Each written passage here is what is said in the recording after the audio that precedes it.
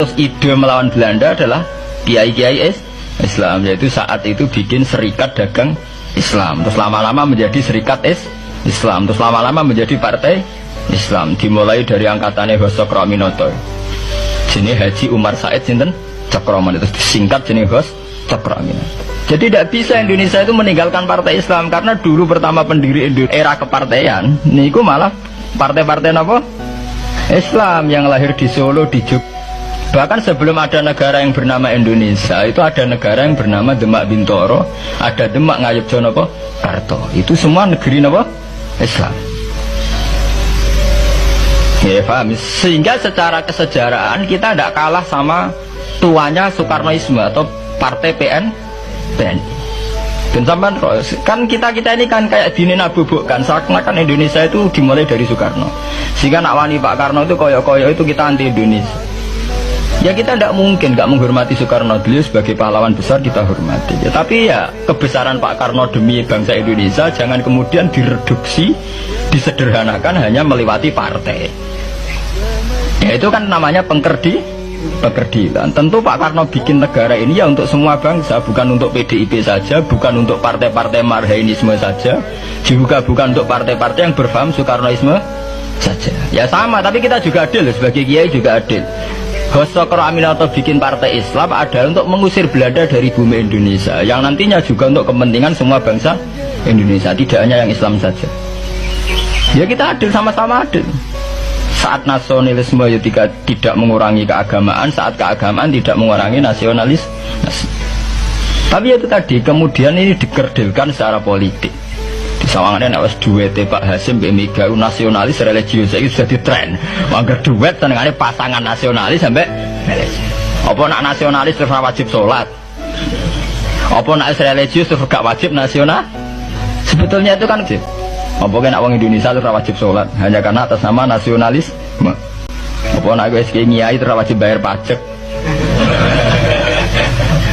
Nah, itu kan pengkerdilan, proses pembohongan ya. Pembohongan secara publik. Proses pembohongan secara publik. Itu dibodokno, sedurunge bodoh kan itu kan repot. Namanya sedurunge bodoh dibodokno ngene apa? Nurut. Makanya kalau seneng ya, kayak kemarin Hari Kebangkitan Nasional itu seneng kalau diungkap terus di TV bahwa kebangkitan Indonesia dimulai dari 1908. Pentingnya bahwa orang-orang yang sok Soekarnoisme biar tidak mereduksi Pak Karno hanya milik mereka sendiri, karena bangsa ini berdiri semenjak 1908. Dimulai dari gerakan Budi Utomo sampai Hos Cokroaminoto sampai macam-macam ya, serikat-serikat Islam. Tapi ini terungkap sausé tukaran.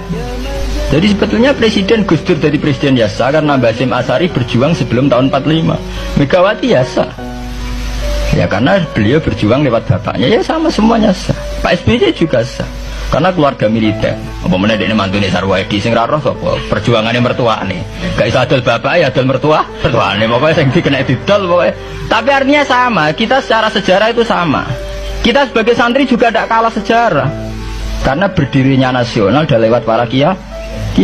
Itu takokno sejarawan manapun, kayak profesor siapa di UI, siapa saja profesor sejarah bilang bahwa awal kebangkitan Indonesia itu dari partai-partai Islam. Bahkan versi orang nasionalis sekalipun tuh bilang, karena Islam adalah satu agama yang paling sensitif terhadap penjajahan. Karena Islam melahirkan satu paham jihad, bahwa ketika ada kolonial Belanda, wong Islam terinspirasi harus jihad. Sehingga lahir partai-partai Islam. Dulu yang dilawan itu perdagangan. Ini kalau cerita sejarah, santri-santri sadar. Jadi santri salaf dengan model sekarang sing ra roh duit, ra roh dagang itu sebetulnya mengkhianati pendiri santri. Lha boten niku lho fair, sing gak seneng dagang, gak seneng mergawe itu mengkhianati pendiri pesantren. Sampai lihat sejarah, tahun 1908 itu namanya tidak SI, tidak Serikat Islam, tapi Serikat Dagang Islam.